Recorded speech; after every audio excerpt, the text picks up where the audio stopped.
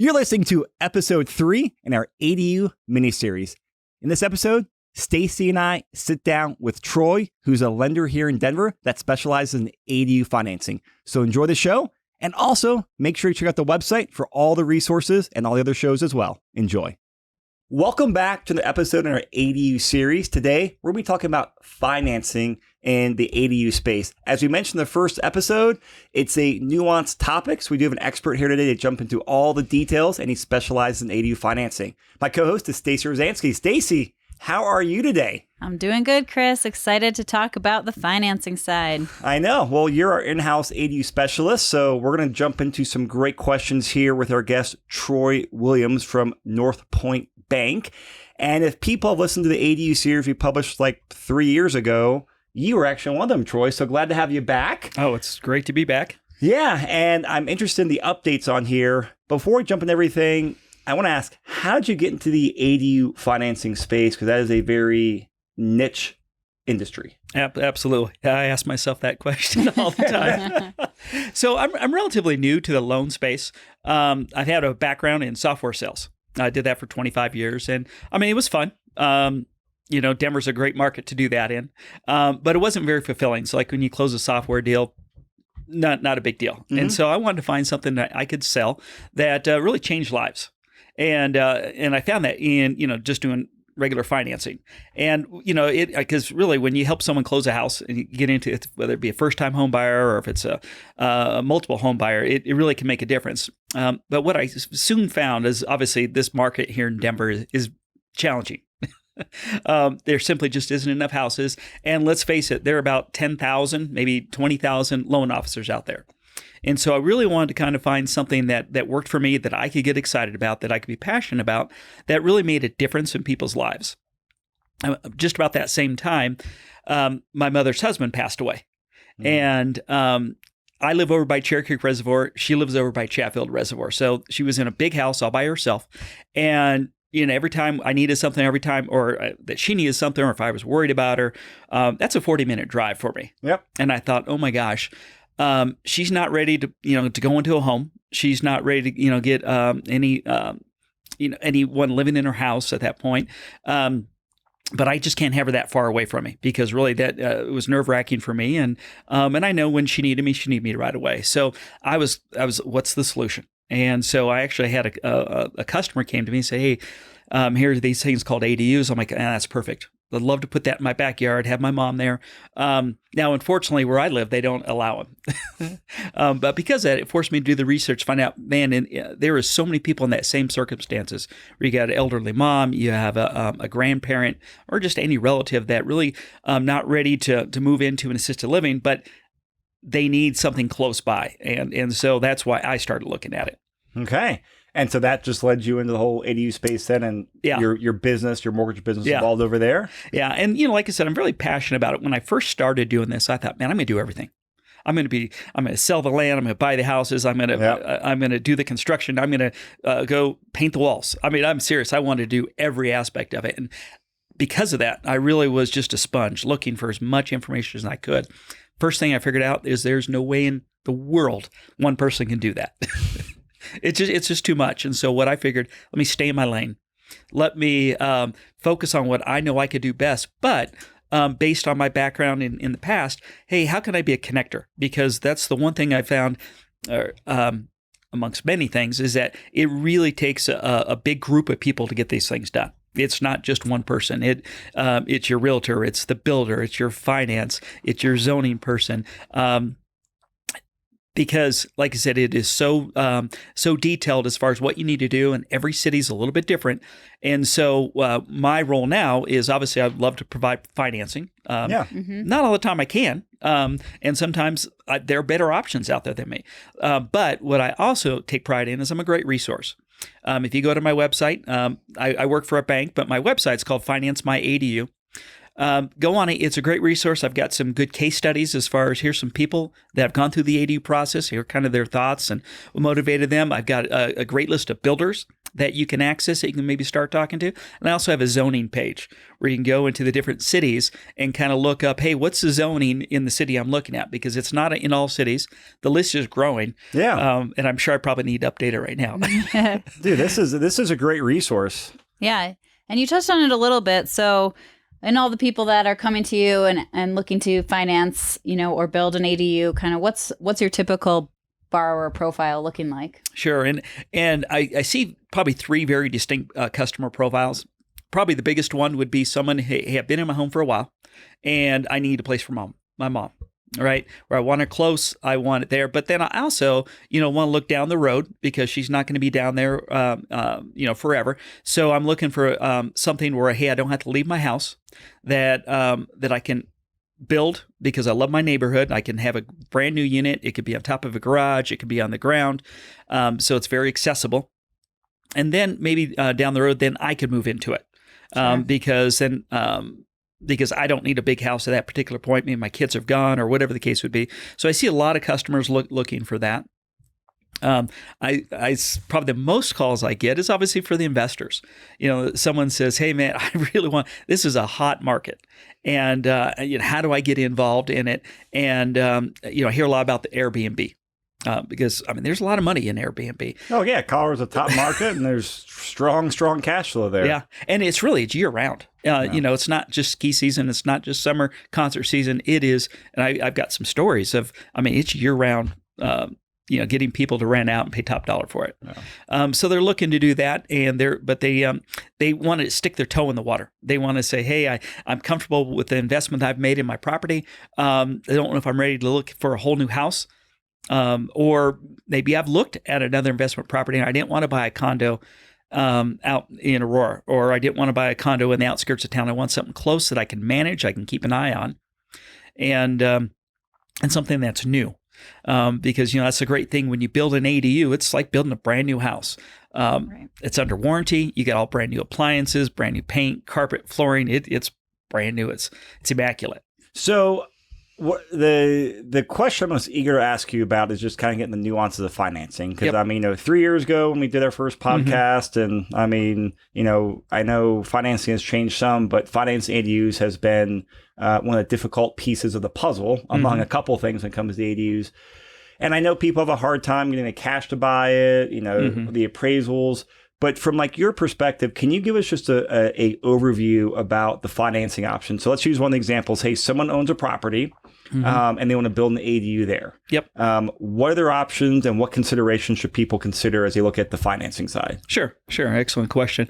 So, because I work for a bank, I probably have 9 or 10 different products that I can offer. Just depending on the circumstances. So what I'll probably focus on right now is probably the easiest route. And the easiest route would be, let's say, a construction or a renovation loan. The big difference is on what the current value of your house is. It all kind of starts with how we're able to do this loan. And we're able to do this loan because with a renovation loan or construction loan, we're actually able to use the future value of the house. So they say, okay, what is it currently worth right now? And then when we add on 2-bedroom, bath, 650 square foot, maybe we're adding on a garage, what is the future value going to be? Now, I've seen a pretty big range. One depends on where the house is located right now. What is the current value right now? But what I can say is I've seen the house increase in value anywhere on the low end of $200,000. And now my highest on our appraisal has been $390,000. Wow. From adding the ADU? From adding the ADU. Wow. Because I know, we've run into issues of just appraisal issues with place properties with ADUs. And this is not so much on the building side, but just as we've, have helped clients buy properties. Appraisers a lot of times aren't familiar with ADUs or experts in there. And it can be a same house, but it's going for more because there's, a house out back, and we've had appraisal issues. So how does that come into play if I'm getting a construction loan from you for a property? Are you actually running an appraisal? Do you have an appraiser go out and run the value? How are you able to estimate the future value of it when appraisers there are having problems? Yeah. So the very first thing that we start with is that in order to get the appraisal done to figure out what the future value, we have to come up with a budget, plans, and specs. Okay. So budget, obviously, here's what this is going to cost. the plans. That way the appraiser can look at it and say, oh, I get it. You're going to add 2 bedrooms, 1 bath. It's going to be this tall. It's going to be these dimensions. And then the specs, that's kind of a breakdown of the quality of the materials you're going to use. So are you putting in linoleum countertops? You putting in granite countertops? So that kind of gives them the feel for it. But like I had mentioned before, it's that community of people that it really takes to get this thing done. I've developed some good relationships with some appraisers. That way they can coach me through it as I'm coaching my customers, so I can call them up and say, hey, what do you think this is going to be?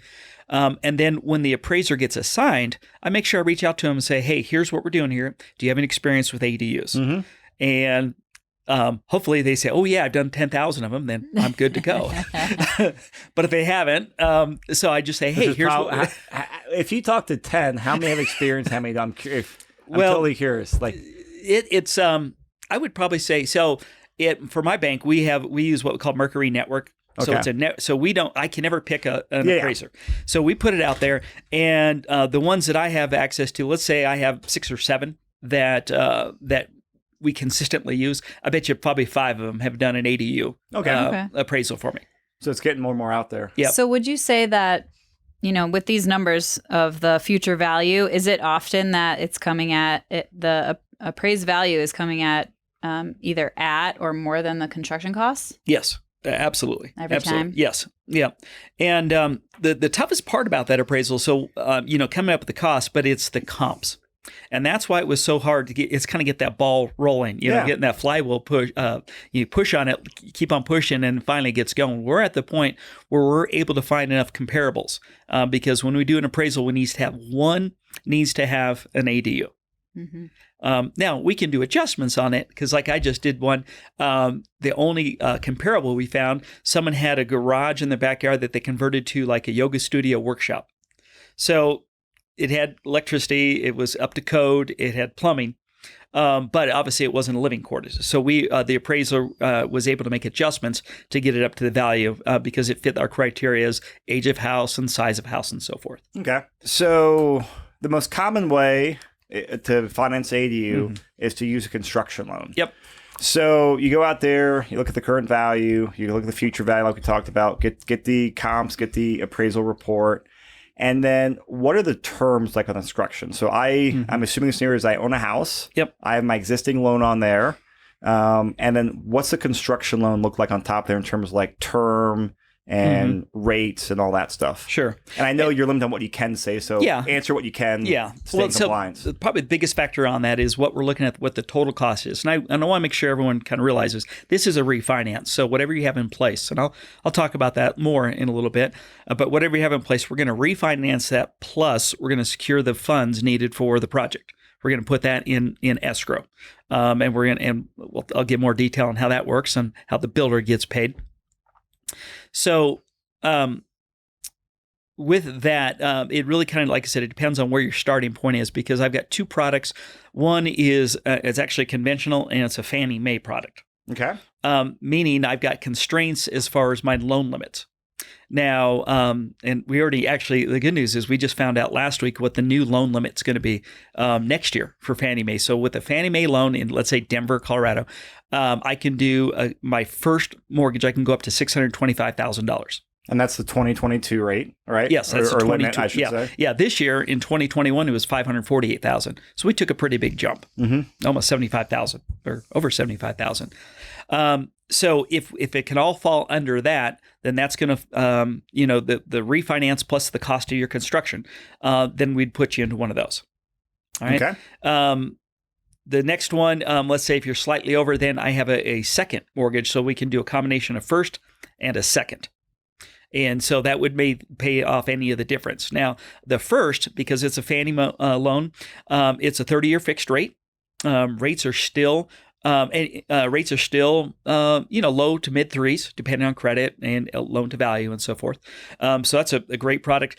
Now, with that would be, let's say, our renovation product. That loan amount, your payment starts right away. So during the construction, once you close and once your payments start, you make a full boat payment on the full loan amount for that. Okay. All right. Now, if we have to add on to a second, That one it's what we call a portfolio loan. So it's a little more expensive. So you're going to pay a higher rate, and it's going to be an ARM. So it's going to be adjustable rate. Most people I put in a 7-1 ARM, meaning it's a 30-year loan as far as when we figure out the payment, but the rate is fixed for the first 7 years. So your goal would be either A, to pay that off as quick as you can, or to refinance soon. Yep. And before the 7-year mark paid off, refinance into, into your prime refinancing areas. into a jumbo. Who knows what the loan limit's going to be at that point? There's no prepayment penalty, so you want to make extra payments. You come into, let's say in your sales, you get a big commission, you pay it all off once, or whatever the case is. There's no penalty for that. Okay, so I mean, for the second mortgage here, what's the maximum combined LTV that the second will go up to? Sure. So on with our second and let's say a renovation loan, 90% loan to value. Okay. Awesome. And what's the difference if it's a primary residence versus an investment property? Well, so it kind of depends. Okay, yeah. Okay. I don't know. It always depends on it always depends because everything I'm quoting is primary residence. Okay. We have a product for renovation of investment property. 80% is the max loan to value. Oh, wow. That's still higher than I thought. Yeah. Yeah. So you can do it. Rates aren't in the low 3s on investment properties. Sure. Investment rates are pretty expensive. Yeah. So, okay. So you said that's the most common way. Yeah. Are there any other tools that you use a lot? Kind of, if there's any other ones, because this so is the just next one, the next one would be we have a construction loan. It's got higher loan limits. Now there's 2 flavors of that one. The very first one, it matches the conforming loan limits. So next year it'll be, and actually we're honoring that right now. So at 625, if we closed a loan December 30th, we would get that. Yep. That would be a 30-year fixed. If we have to go higher, I can go upwards. I mean, technically, I could probably go up to 2.5 million. But anything beyond that, where we can't have a conforming loan plus my second, it would be a 7-year ARM. So anything, let's say over, 798,000. Okay. Then you'd be in a 7-1 ARM. Same thing. The rate's fixed for 7 years. It's 30 years amortized as far as payment goes. No prepayment. You can always refi out of it as well. So I got a little lost in there. So on the construction loan, did you say that can be a 30-year term on construction loan? It's correct, amortized right? for 30 years, 360 months. The construction loan is. Well, yeah, I'm glad you brought that up. So technically speaking, it's broken into 2 parts. Okay. So during the construction, you get 12 months to build. And during that time, you're actually only paying interest only. Okay. So we don't escrow anything. You're paying your taxes, you're paying your insurance, and you're paying interest only to us. And you're only paying on what's been drawn out by the builder. Okay. So during that process, the builder, they complete part of the job. We go and inspect it. We go release funds. Boom. Now you start making payments on that. When at that 12 months or sooner, if you get the CO, then that loan automatically. What is a CO? A certificate of occupancy. Which means you can officially means live that you there. can live in it. Yep. And you can pay taxes on it. That's the other thing, right? Yeah. All right. So once you get the CO. So once you get the CO, then that loan would flip into a 29-year mortgage. But it's the same rate, it's the same program. It just now the difference is you're paying for principal, interest, and the taxes and insurance. And so it flips into another conventional loan? Yeah. Well, it wouldn't call it a conventional loan. It's going to be a portfolio loan. Okay, that's where it flips into the 29-year amortization, yes. but it's on the 7-year fixed? But, correct. Okay. So you don't have to refinance. Exactly. After you just get one loan and it converts just flips itself. right. If you choose, That's it'll cool. flip right over. So I'm imagining people driving the car now, listening to the podcast and everything, a lot of numbers around right now, some acronyms. So if you know financing, you're probably keeping up to speed. If you don't worry about all the details over there. Mm-hmm. Obviously, this is why you talk to a guy like Troy. You call him up and he can contextualize your situation. But the high level here is that there's a lot more options now than there were 3 years ago. And just the whole finance world has improved tremendously. Mm-hmm. We are going into the details because Stacy and I are just incredibly curious about it. And we know other people will geek out on there. So don't get too lost on the details. That's why you talk to experts like Troy if you need help. All right. So construction loan. What about someone using a HELOC on their property? Sure. And HELOCs are a good product. they can serve a good purpose. So say if I get influx of cash, I would probably look at using a HELOC. And let me back up. With those two products, you can only use one of our approved builders. Okay. Okay. So it's not a do-it-yourself. Whereas, like, say a HELOC, potentially you could do it. Do it yourself. With the money, right? Yeah. So these are approved builders by your bank? By my bank. Okay. Yep. Now, and we approve them all the time. Basically, what we're looking for is that they're licensed, that they're insured, that they've got references that we can check. Just the basics, right? Yeah. I mean, just to make sure they're exactly. They're not going to screw up the project. Yep. Yeah, and make sure they're not involved in a lawsuit or they don't have outstanding judgments against them. So we would look for that, because we want to. It's a joint investment on our part and our borrower's part. Oh yeah. So we want to make sure it's a good one for both. Okay, that makes sense. Yeah. Now the downside, and like I said, if I was to stack rank them, HELOC would probably be one of the last ones I use. But like I said, it could be used. Why is that? Because of the variable interest rate? Yeah, because for a couple things. So one, it's going to be the payment you're going to make is going to be the interest only. Yep. And then you got to go above and beyond to make that payment be very if you're disciplined, it could be a very good product where you're making those extra payments, paying that off, plus the variable rate. It could go up 4 times in a year. Yeah. Yeah, so it kind of makes it tough. Or, like I said, depending on your circumstances, it could work, or you might want to look at something else. Okay, so get some conventional products. You got some construction products from your bank. We talked about HELOCs.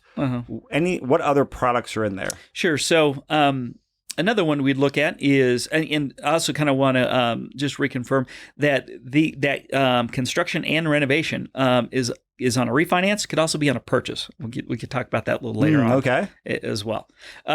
We've got the traditional cash out products, both a conventional cash out product, jumbo cash out products. Obviously with the jumbo, it's a different type of rate. Most cases, they're going to be 30-year fixed. The nice part about that is hey, we just give you a lump sum of cash, and then you pick your vendors, you pick, hey, I'm going to do parts of my own. I'm going to use a general contract for other parts. So you really have a little bit more freedom that way. And these are your typical cash out refinances, right? Either a conforming limit or a jumbo. Exactly. Okay. Exactly. We don't see a ton of those because obviously you have to have the equity in your house because we're still only going to use the equity what it's currently worth versus what you're trying to take out. But in this Denver market, I'm always surprised how much equity people do have. When you have 18% appreciation every year, it helps. And now on the cash out refi, is that just kind of similar terms to traditional conventional refis? Okay, so absolutely 75% LTV up to 80%? Up to 80% loan to value. Yep. Okay. What's the value? What about for jumbos? What's the max LTV oh, on boy. that? Or does it just depend on what the market's doing that week? And I've got I have 4 different jumbo products I can use. Typical one's going to be 80%. Oh, wow. Okay. Is going to be the max. Our bank has one as well that I think is a little bit better. Yeah. But there's pros and cons. It's like, okay, you might be able to go higher loan to value, but you're probably going to take a little hit on the rate. Yeah. Another one that we use, and I come across this all the time because I deal with so many small business owners whose regular income just doesn't work from a lending perspective. We actually have to have a bank statement program. Where we could, you've been in business more than 2 years. We'll look at your deposits that you're making, and we're going to give you credit without even looking at your tax returns on that. Now, it's not the greatest rate. Sure. What's like the, what's the different common rate spread between conventional products and that? Is like a point, 2 points? Probably 2 points. Okay. Probably 2, maybe 2.5. Okay. Like I said, because there's so many people and they get frustrated and I feel bad for them. Hey, I'm a small business owner. I make great money. When I do my taxes, it doesn't look like I make great money because I have so many deductions. Oh, yeah. That's everybody, right? Oh, yeah. I've been self-employed my whole life, and I learned that lesson. I make money, but on my tax returns, we can't lend to you. Oh, tell me about this again. Yeah. I've had that awakening. Yeah. So, it does take, we're going to want a great credit score. 700s, we're going to want good debt to income. The nice part about that one is on that particular loan, the limits are a little bit higher because it's not going to fall into those conforming loan limits. And I can actually go up to 90% loan to value. Oh, wow. On something like that. And that's for purchase and refi for the bank statement loans? Yep. Okay. Exactly. So, Go ahead. I want to pick your brain because you mentioned, I really wanted to ask you about this. You talked about the construction loan on the purchase. So we have a lot of clients, who are house hacking. Actually, maybe two scenarios. We got clients who are house hacking. And a lot of times they're using a 5% down conventional product, for minimal cash out, 30-year fixed, great rates. They buy a property and want to build an ADU on there. But then typical stuff, hey, you have $100,000, $200,000 sitting around, you get the construction loan on there. So can your construction loan work with a 5% conventional on the buy side? Yes, it can. Wow. Okay. Once again, if it's going to be under the conforming loan limit rate, it's going to be a little tricky. Because you're going to make sure you got to have everything lined up. You're going to want to know who your builder is because right away we're going to need budget plans and specs during the process. So, like while we're under contract? That's where it gets tricky. Yes. Especially in a market like Denver, okay? Exactly, yeah. And that's where, what I see kind of where the market is going right now. The ADU build is pretty traditional. It's a stick build. It's, hey, I'm going to build it. I'm going to probably scrape a garage. I'm going to build a new garage, bigger garage, and put an apartment on top. But I really see that things are going to go, they're going to have to go in a different direction as far as, hey, we're always going to stick builds, but, we've got companies that are doing like SIPS panels, where they're built off-site to an extent. They crane them in. I think modular is going to come on. I mean, these modular builds, not to be confused with manufactured. A modular build is like a stick build, except for it's built in a factory. It's brought in one piece, and they drop it in, and it's quicker, cheaper, faster, and I think that's going to be some new steps that people are going to want to look at. Have you done financing any of those, like the modulars or the? Not in an ADU. We do modular builds all the time. Yeah, because I've been hearing about the ADU space, but I've just been hearing about it and haven't met anyone who's done one. Okay. Yeah. They and like I said, I think it's the way to go. I'm personally looking at going with the modular build. Yeah. There's modular builds, there's kit builds as well. What is that? Well, I mean, for lack of a better term, if you think of like an IKEA thing where, they pre-cut everything up in Canada, let's say, and it's a steel frame. Oh, and that one in IKEA, huh? Yeah. Well, I wouldn't want to put it together. I know how I put together their dressers. Okay. Well, and the funny thing is, this is actually it's not a new concept. Sears used to do it all the time. Really? Way back in the 40s and 50s, where you'd order a house from Sears from a catalog, and they ship all the pieces to you, and you get a general contractor to put it together for you. Okay. There's no on-site cutting. I mean, everything's done. So that is yet another way to, because not only is this a crazy housing market, it's a crazy construction market. A lot of the construction companies. They want to build $1 million, $2 million houses.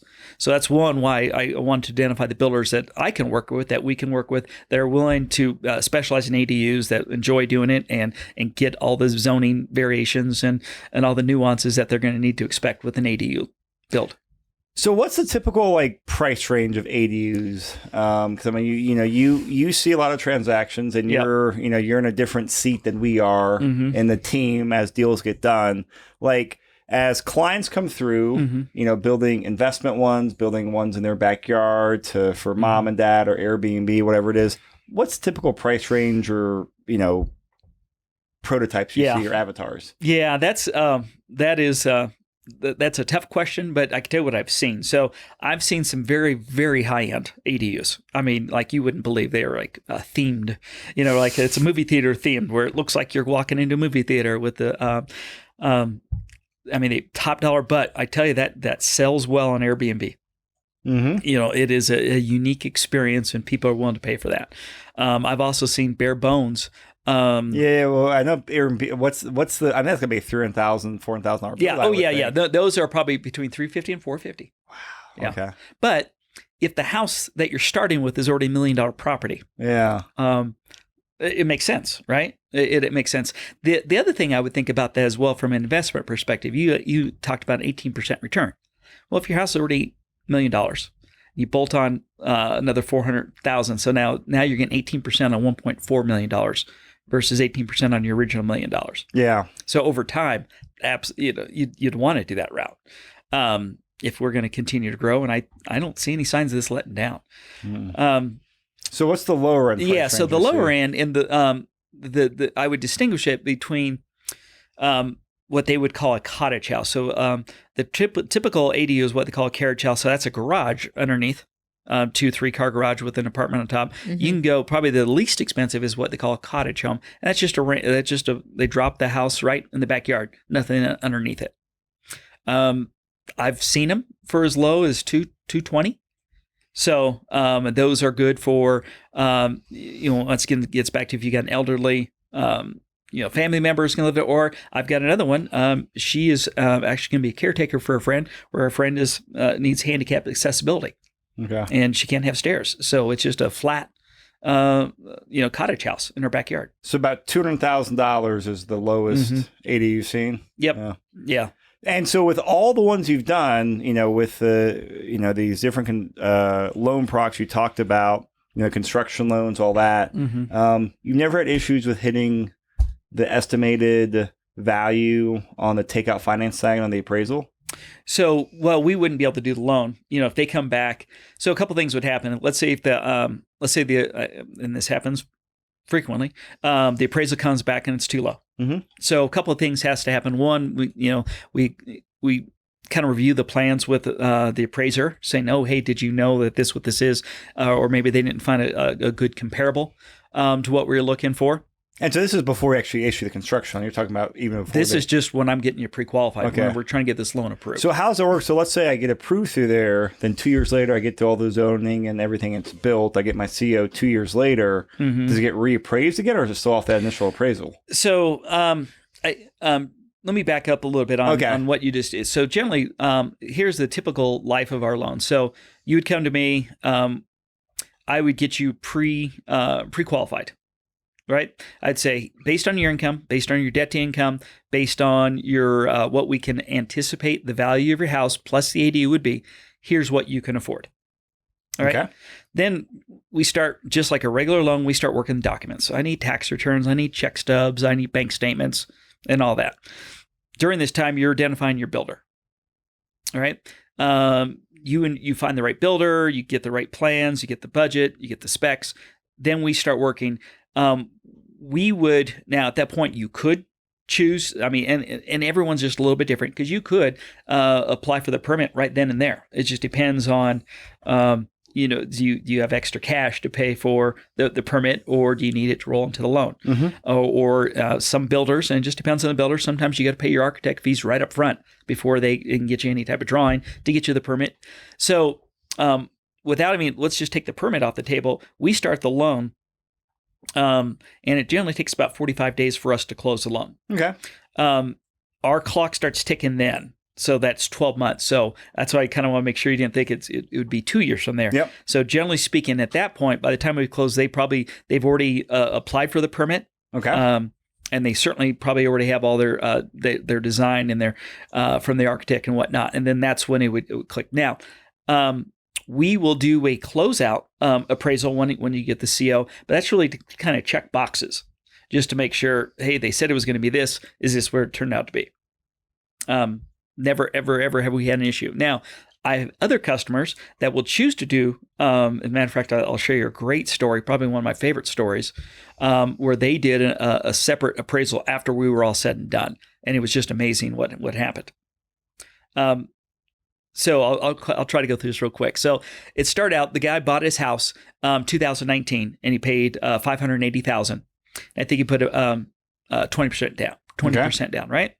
Came to me, he said, I want to build primary residence? Primary residence in Denver. And from there, he said, okay, now we want to build an ADU. Now, really good situation, because he knew the builder. The builder had already built an ADU, this exact same model, the exact same plans and specs, built it like 4 blocks over. So there wasn't a big cost involved in as far as, okay, now we're going to take that same model and put it in this backyard. When we did the appraisal, the appraisal came out for us for about $860,000. So we did the loan on that, right? Now, this loan, I actually just closed this loan January 6th of this year. Okay. All right. So we closed it. They were in the permit process. Bottom line, they're done. They got their CO, their certificate of occupancy, June 1st. Right? Wow. June 1st. Now, on a totally separate note, and I've talked to the owner of this, that went on Airbnb on June 1st. And he has told me, he says there's not been a single day where it has not been rented on Airbnb. Wow. Since June 1st. So all July, August, June, July, August. We know what that means, though, right? He's not charging enough rent. But from there, he said he grossed about $23,000 Over 3 months? over the 3-month period. Wow. Whoa. Yeah. Okay. Then to boot, he got another appraisal done on it. And, Why? Well, because a friend of the family wanted to refinance him out of our construction loan into a jumbo product. Okay. All right. So we refinanced him that appraisal, which just happened in September. We got back in September, $1,070,000. Wow. And so he bought it for $585. Uh-huh. Wow. In We 2019. Can you share what was like the approximate build cost of the ADU? It was under 300.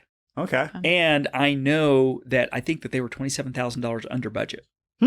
Yeah, I've never seen that before. This is like talk about the unicorn, right? Yeah. Yeah. So I mean that's rare, but I mean just that number just knocks me down every time. I can't believe that. Yeah. So Yeah. Stacy, I mean, you do a lot of stuff. I'm so curious about, appraisals and how much ADUs add value to homes. Like, I mean, you do a lot of stuff in ADU space. Like, when you hear this, like, it's like changing my thinking on some things, but like, I'd still be nervous to like go out there, put a $250,000 house on there and I guess hope the future value goes up so much. But maybe that's just my old thinking. Like, well, I'd be curious of like, maybe not a unicorn story, but just like a regular run of the mill ADU, example. Yeah. Well, yeah, and that's a high end one. One of my personal favorite story that I have. I was working with a gentleman, and he bought his house in Inglewood in like 2006. Okay. So didn't pay. In fact, I didn't. It had to be less than $200,000. Had to be less than. So he's been paying all along, and now he's starting to get in that retirement age, and so he's looking for, hey, what can I do? And he had actually worked for a very big computer corporation, HP, and laid him off. And so now he's just he's doing a job that, he doesn't have the earning potential that he once had. So he's concerned, hey, what am I doing for my Yeah. So a ton of equity, because just without even, looking at, he owed like $120,000 on his house, but the appraisal was about $330 is what our estimate was without anything. All right. So, and his payment roughly was, his payment was about, and he had a HELOC on that as well. We ended up being able to pay that off. His payment was right around between his house payment and his HELOC was about $1,000.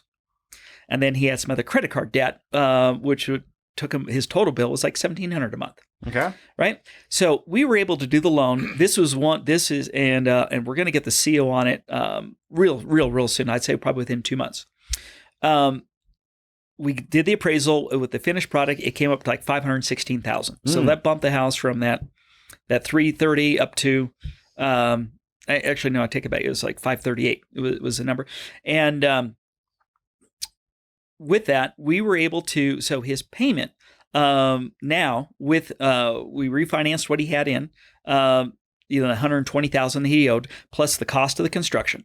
So his new payment is just right around $1,300. But I eliminated a HELOC payment for him, and I eliminated 3 credit cards for him. Now, that's not typical, because I had to get special approval to do that. I had to really kind of get creative in the structure. But what's beautiful about this is, so his new payment's $1,300 a month. Before, like I said, about $1,000, plus he was paying total about $1,700 a month. He is going to rent out, and he already has a lease in place for for the main house, renting that for $2,000 a month. He's going to live in the brand new ADU. Okay. So that $2,000 a month is going to more than cover his $1,300 mortgage payment. Yeah. Plus $700. Plus he's got a brand new house. So he'll get to live for free. Uh-huh. Yeah. That's awesome. Which is probably aligns with his retirement goals, right? Exactly. Yeah, that's exactly. really cool. Yeah. When you hear about stories like that, I'm like, because I get concerned about that. I mean, I think we all do, start thinking about what are people going to do, whether they lose their retirement plan, they didn't have a retirement plan. a lot of times they have a house. Okay, well, what do you do with that? Because that's one thing to say, hey, I've got a ton of equity, but how do you get to that? You could look at, because he could have looked at a reverse mortgage. He's not quite up that age, but he could have, or at some point you could look at a reverse mortgage. You can look at a cash out. You could look, hey, you could try to sell it and downsize significantly to, let's say, a condo. But that's not appealing. It's not appealing to me, and it wasn't to him. So is he able to? I mean, this is a great story. So heavy equity homeowner, adds the ADU for retirement purposes. Went through one of your products, a construction product. Was he able to do all this with out of pocket, or was it fully collateralized against the equity in his home? Yep. So he was able to build this with so there with was minimal... for his and the builder that he was working with did not require like upfront architect fees. Okay. Everything got rolled into the loan, so his cash out of pocket was zero. Wow. Whoa. That's really interesting. Yeah, and generally that's my goal. If possible, and we've got a pretty good track record of that. That we're able to. If the equity's there, we're able to roll everything up into the loan. Mm-hmm. Plus, it's a minor thing, but plus you get to skip a month of payment.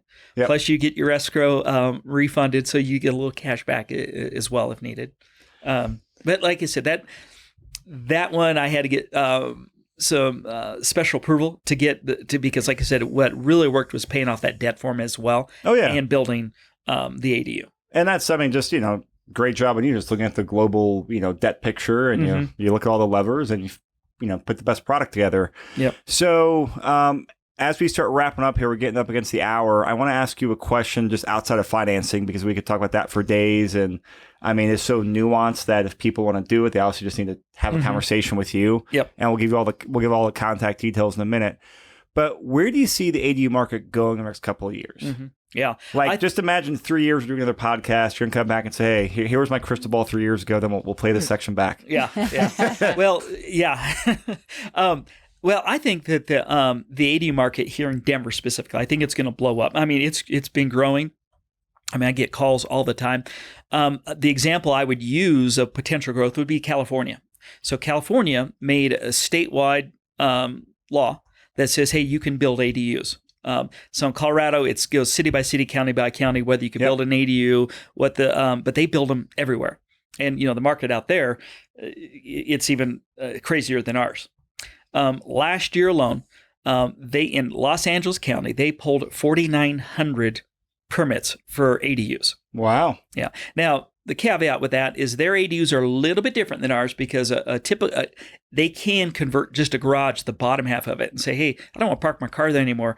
They just put, a 300 square foot ADU right there. We can't do that because of frost and whatnot. But so they can. So that's attached ADUs and detached ADUs. But over 4,000 in Denver last year, we pulled 39. And that's not 3,900. That's 39. 39 permits. So all for Denver County in 2020 was 39 permits. Yep. So now is that because of the pandemic, or was 2019 a similar number? Do you know? No, I think 2019 was. I knew the number at one point, but I think it was probably less than half than that. Okay. Now that's Denver. So that's Denver County. Yeah, that's Denver County. So every city is a little bit different. And more cities are allowing ADUs. 2 years ago, Inglewood did. I forgot to check this morning, but my understanding is that Littleton, they voted on the ADU ordinance last night, and rumor has it that they were going to pass.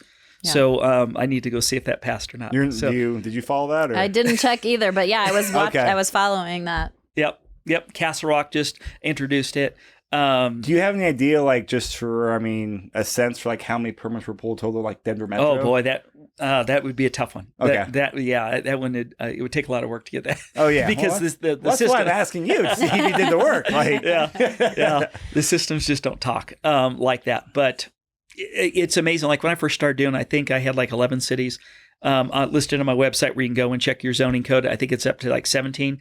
That doesn't even include one of the bigger ones would be unincorporated Jefferson County. Mm-hmm. They allow them. You just have to. Probably the biggest rule of thumb though is that if you have an HOA, they're not going to let you do it. Yeah. HOAs never allow these. But all right. So as we wrap this up, we went at a lot of details with people here just on financing. And I mean, unless someone knows financing, they did not follow the details. And I just, want to recognize that and not have people get worried about that. But like, what's the biggest takeaway for investors and homeowners that you would say, hey, I've been in ADUs for years. This space is going on. You're interested in it. Like, what would be a big piece of advice you give those people wanting to get an ADU space? Okay. Yeah, I think that, and I don't want to sound like, hey, it's all about me, but I always tell people, hey, start with your financing side. We tell them that too. Yeah. Okay. Good. Yeah. Because it has to make sense. Because every single person, very first thing I do is I sit down and we put some numbers together. Yeah. And it has to make sense. Because why would you? Unless you absolutely need to have it. But I would say 95 to 99% of the time, it makes sense. The times where it doesn't is like a lot of cases, like if they just bought the house with no money down and if they just don't have the equity and we don't think we can find a comparable, it doesn't make sense. And at that point, it's not no, it's just, hey, not right now. Keep it in the back of your mind, and then come back to me in a little bit. But it's got to make sense. I certainly wouldn't put someone in it, and I don't think, and they wouldn't want to be in it unless it financially makes sense. Where hey, it's going to significantly reduce my impact on my monthly payment, or significantly make a difference in Airbnb rental money. All right. So lending first, deal second. Yep. And then the other thing too, I would say is, don't be afraid to pull the trigger, because the one thing I would tell you, and this is from a builder perspective, is that the cheapest, and I hate using that word, but the cheapest price you will find on your ADU is today. Sure. Right? If you wait 6 months, if you wait a year, if you wait 2 years, 3 years, 4 years, it will be more expensive. I guarantee it. Price of lumber goes up, price of steel goes up. The other thing I see as they start building more, it's going to be harder and harder to find a builder. That because there's going to be a list. I mean, one of the more popular builders right now who pull more ADU permits than anyone else can be a year out, to get going on a project like that.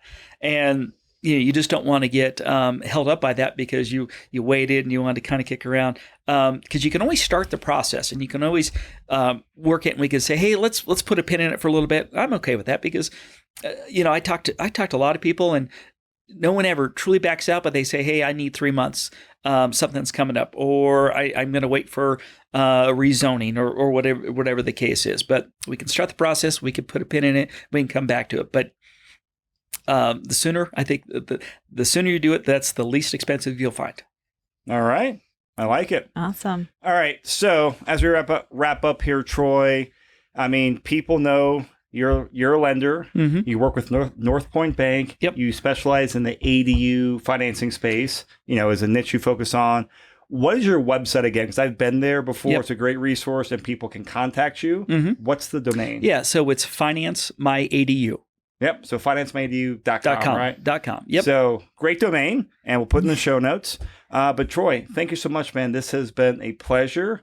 Love doing a deep dive numbers with you. So thank you. We appreciate it. Yes, well, thank you. It's my pleasure. Anytime you want me back, just let me know. We'll have you back for sure. Definitely. All right.